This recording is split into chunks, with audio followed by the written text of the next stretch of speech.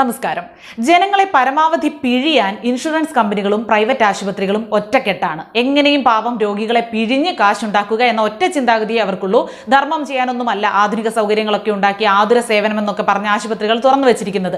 എല്ലാ ആശുപത്രികളും ജനങ്ങൾക്ക് നൽകുന്നത് സേവനമല്ല, ചെയ്യുന്ന ജോലിക്ക് പരമാവധി കൂലി അവർ ഈടാക്കുന്നുണ്ട്. ഒരു ചെറിയ അസുഖമായിട്ട് പോലും, അതായത് ഒരു പനി പിടിച്ച ഒരാൾ ആശുപത്രിയിൽ ചെന്നാൽ ഒരു ഡോക്ടറെ കണ്ട് ഗുളികയും മരുന്നും വാങ്ങി പുറത്തിറങ്ങണമെങ്കിൽ ഏറ്റവും കുറഞ്ഞത് 2000 രൂപയാകും. പ്രൈവറ്റ് ആശുപത്രിയുടെ കാര്യമാണ്. ഡോക്ടറെ കാണുന്നതിന് പണം, മരുന്നും ഗുളികയും ഒക്കെ വാങ്ങുന്നതിന് പോരാഞ്ഞ് 2000 തികയ്ക്കാൻ വേണ്ടി രക്തപരിശോധനയും നടത്തും. ഇനി നടുവേദനയോ മുട്ടുവേദനയോ ഒക്കെ ഉണ്ടെങ്കിൽ സ്കാനിങ് വരെ നടത്തും. സ്കാനിങ്ങും കൂടി ആയാൽ 10,000-ലൊന്നും ഈ തുക നിൽക്കില്ല. രോഗിക്ക് അല്പം ക്ഷീണം ഉണ്ടെന്നവർക്ക് തോന്നിയാൽ ട്രിപ്പിട്ട് കാഷ്വാലിറ്റിയിൽ 2 മണിക്കൂർ കിടത്തും. അതിനും ഒരു 3000 തൊട്ട് 4000 വരെ ഈടാക്കും. പരമാവധി ഒരു ദിവസം കിടത്താൻ ശ്രമിക്കും. അപ്പോൾ പിന്നെ 2000 രൂപ മുറിവാടകയും കിട്ടുമല്ലോ. സ്ത്രീകളാണെങ്കിൽ വയറുവേദനയും നടുവേദനയൊക്കെ ആയിട്ട് ചെന്നാൽ അഡ്മിറ്റ് ആക്കും. വേണ്ടി വന്ന സർജറിയും നടത്തും. കൊട്ടാരക്കരയിലെ ഒരു ആശുപത്രിയിൽ വയറുവേദനയുമായിട്ട് ഒരു യുവതി പോയി. അവരെ അവിടെ അഡ്മിറ്റ് ചെയ്തു. വേദന മാറാൻ ഇഞ്ചക്ഷനും മരുന്നും ഒക്കെ കൊടുത്തു. പിറ്റേ ദിവസം രാവിലെ നഴ്സുമാർ രക്തം പരിശോധിക്കുന്നതിന് വേണ്ടി വന്നു. രക്തം എടുക്കാൻ ചെന്നപ്പോൾ ഈ രോഗിക്ക് ഒരു സംശയം തോന്നി ചോദിച്ചപ്പോഴാണ് ഡോക്ടർ ഓപ്പറേഷൻ എഴുതിയിരിക്കുകയെന്ന് അവരറിയുന്നത്. അതായത് ഇവരുടെ ഗർഭപാത്രം എടുത്ത് കളയുകയാണെന്ന് രോഗിയോട് അപ്പോഴാണ് പറയുന്നത്. രോഗിയോട് പറയാതെയും അവരുടെയോ അവരുടെ കുടുംബത്തിന്റെയോ അനുവാദം വാങ്ങിക്കാതെയും ഓപ്പറേഷൻ നടത്തി ഭീമമായൊരു തുക ഈടാക്കാനായിരുന്നു അവരുടെ പദ്ധതി. ഒടുവിൽ രോഗിയും ബന്ധുക്കളും ഓപ്പറേഷൻ വേണ്ട എന്ന നിലപാടെടുത്തതുകൊണ്ട് ഓപ്പറേഷൻ നടന്നില്ല. എന്നിട്ടും 4 ദിവസം അവിടെ കിടത്തി 15000 രൂപ ബില്ലായി. അത് ഇൻഷുറൻസ് കമ്പനിക്ക് കൊടുത്തപ്പോൾ അവിടുന്ന് റിജക്റ്റ് ചെയ്തു. കാരണമായി പറഞ്ഞത് കിടത്തി ചികിത്സിക്കാൻ തക്ക കാരണമില്ല എന്നാണ്.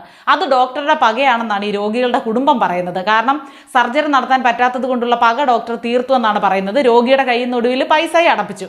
ഒടുവിൽ വേറെ ഗൈനക്കോളജിസ്റ്റിനെ കണ്ടപ്പോഴാണ് അവരുടെ വേദന മാറിയത്. ഒരു സർജറിയും നടത്തിയതുമില്ല. സർജറിയുടെ കാര്യം പറഞ്ഞപ്പോൾ ആ ഡോക്ടർ മൂക്കത്ത് വിരൽ വെച്ചെന്നാണ് പറയുന്നത്. ഇപ്പോഴും ആ ആശുപത്രിയും ഇൻഷുറൻസ് കമ്പനിയും ഒറ്റക്കെട്ടാണ്. അവരുടെ കയ്യിൽ നിന്ന് പണം വാങ്ങിയെടുക്കാനോ അവരെ ആശുപത്രിക്ക് കൊടുക്കാനോ ശ്രമിക്കില്ല.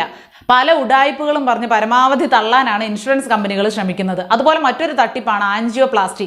കലശലായ നെഞ്ചുവേദനയെ തുടർന്ന് ഉറ്റവരെയും കൂട്ടി അടുത്തുള്ള മുന്തിയ ഒരു സ്വകാര്യ ആശുപത്രിയിലേക്ക് അവരിൽ കൂടുതലും തട്ടിപ്പിന് ഇരകളാകുന്ന കാഴ്ചയാണ് നമ്മൾ കാണുന്നത്. അവിടെ കാഷ്വാലിറ്റിയിലേക്ക് രോഗിയെ നൽകിയിട്ട് പുറത്ത് ദൈവത്തെ വിളിച്ച് പ്രാർത്ഥിച്ചായിരിക്കും കൂടെയുള്ളവർ നിൽക്കുന്നത്. ആ സമയത്തായിരിക്കും ഡോക്ടർ കൂടെ വന്നവരെ വിളിച്ച് പറയുന്നത് ആൻജിയോഗ്രാം ചെയ്യണം എന്ന്. ആ സമയത്ത് അപ്പോൾ കൂടുതലൊന്നും നമ്മൾ ആരും ചോദിക്കുകയോ പറയുകയോ ചെയ്യില്ല. എന്ത് വേണമെങ്കിലും ചെയ്യൂ, ജീവൻ രക്ഷിച്ചാൽ മതി ഡോക്ടർ എന്നെ പറയും. അപ്പോൾ ഡോക്ടർ പറയും 3 ബ്ലോക്ക് ഉണ്ട്, എത്രയും വേഗം ആൻജിയോപ്ലാസ്റ്റി ചെയ്യണം. ഒരു ബ്ലോക്കിന് 60,000 വെച്ച് 1,80,000 രൂപയാവും. അത് പെട്ടെന്ന് തന്നെ അടയ്ക്കണം എന്ന് പറയും. അത് സംബന്ധിച്ച് പുറത്ത് വന്ന് കടം വാങ്ങിയോ പണയം വെച്ചോ ഒക്കെ നമ്മൾ കാശടയ്ക്കും. ഒരു രോഗിയോ അവരുടെ ബന്ധുക്കളോ ആൻജിയോഗ്രാമിന്റെയും ആൻജിയോപ്ലാസ്റ്റിയുടെയും CD ചോദിക്കില്ല എന്നുള്ളതാണ്. ആശുപത്രിക്കാർ തരുന്നുമില്ല. നേരത്തെ പറഞ്ഞല്ലോ 3 ബ്ലോക്ക് ഉണ്ടെന്നും അത് നീക്കിയെന്നും. ബ്ലോക്ക് നീക്കാൻ സ്റ്റെൻഡ് ആണ് ഉപയോഗിക്കുന്നത്. ഇതിന് നമ്മുടെ രാജ്യത്ത് 7,000 രൂപ മുതൽ 30,000 രൂപ വരെയാണ് വില. ഏത് സ്റ്റെൻഡ് ആണ് ഉപയോഗിക്കുന്നതെന്ന് ആരും തിരക്കുന്നില്ല. ഏതാണ് ഉപയോഗിച്ചതെന്ന് ആശുപത്രിക്കാർ നിങ്ങളോട് പറയത്തുമില്ല. അത് ചോദിക്കാനും അന്വേഷിക്കാനും നിയമപരമായി നമുക്ക് അവകാശമുണ്ട്. പക്ഷെ ആ സമയത്ത് അത് ചോദിക്കാനോ പറയാനോ ആരും നിൽക്കില്ല. ഉപയോഗിക്കുന്നത് ഇൻഷുറൻസ് കവറേജ് ഉള്ള സ്റ്റെൻഡ് ആയിരിക്കണം. അത് അങ്ങനെ ആയാൽ വലിയൊരു ഗുണമുണ്ട്. അത് പലർക്കും അറിയാത്ത കാര്യമാണ്. ഉപയോഗിക്കുന്നത് ഇൻഷുറൻസ് ഉള്ള സ്റ്റെൻഡ് ആണെങ്കിൽ 6 മാസത്തിനകം വീണ്ടും ബ്ലോക്ക് ഉണ്ടായാൽ അത് നീക്കാൻ 1 രൂപയും കണ്ടെത്തേണ്ടതില്ല. 1 വർഷത്തിനുള്ളിൽ ഹൃദയ ശസ്ത്രക്രിയ വേണ്ടി വന്നാൽ പോലും അതിനും 1 പൈസയും ചെലവഴിക്കേണ്ടതില്ല. അതെല്ലാം ഈ സ്റ്റെൻഡ് കമ്പനി ഇൻഷുറൻസ് വഴി ചെയ്യും. അത് അവരുടെ കടമയാണ്. പക്ഷെ സർക്കാർ ആശുപത്രി ഒഴികെ മറ്റൊരിടത്തും ഇത്തരം ഇൻഷുറൻസ് ഉള്ള സ്റ്റെൻഡ് ഉപയോഗിക്കാറില്ല. ഉപയോഗിച്ചാൽ ചെയ്ത ചികിത്സാ കാര്യങ്ങളൊക്കെ കമ്പനിക്ക് നൽകേണ്ടി വരും. അപ്പോൾ ചികിത്സയിൽ നടക്കുന്ന കള്ളത്തരം നടക്കില്ല. ബ്ലോക്ക് നീക്കാൻ നിങ്ങളിൽ നിന്ന് വാങ്ങിയത് നിങ്ങളുടെ ജീവിത സമ്പാദ്യത്തിലെ പരമാവധി തുകയാണ്. ഒരുപക്ഷെ ഉപയോഗിച്ചതോ ഇൻഷുറൻസ് ഇല്ലാത്ത സ്റ്റെൻഡ് ആയിരിക്കും. എപ്പോഴും ആൻജിയോപ്ലാസ്റ്റിക്ക് മുന്നേ ഇൻഷുറൻസ് ഉള്ള സ്റ്റെൻഡ് ഉപയോഗിക്കാൻ ഡോക്ടറോട് പറയുക തന്നെ ചെയ്യുക.